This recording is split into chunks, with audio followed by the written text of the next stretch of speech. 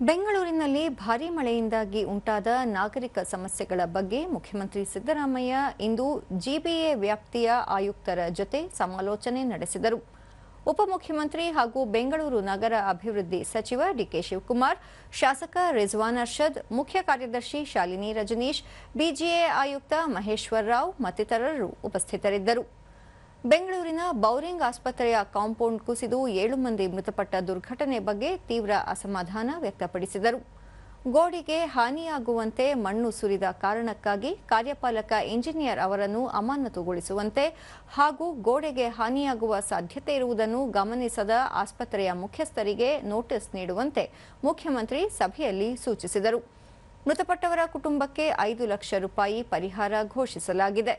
ಗಾಯಗೊಂಡವರಿಗೆ ಉಚಿತ ಚಿಕಿತ್ಸೆ ನೀಡಲಾಗುವುದು. ನೆನ್ನೆಯ ಮಳೆಯಿಂದಾಗಿ ಸಾಕಷ್ಟು ಹಾನಿಯಾಗಿದ್ದು 250ಕ್ಕೂ ಹೆಚ್ಚು ಮರಗಳು ಬಿದ್ದಿವೆ ಎಂದು ತಿಳಿಸಿದರು. ಮುಂಗಾರು ಮಳೆ ಪ್ರಾರಂಭವಾಗುವ ಮುಂಚೆಯೇ ಮುಂಜಾಗ್ರತಾ ಕ್ರಮಗಳನ್ನು ಕೈಗೊಳ್ಳಬೇಕು. ಒಣಗಿರುವ ರೆಂಬೆಗಳನ್ನು ಕತ್ತರಿಸಬೇಕು. ರಾಜಕಾಲುವೆಯ ಹೂಳು ತೆಗೆಯಬೇಕು.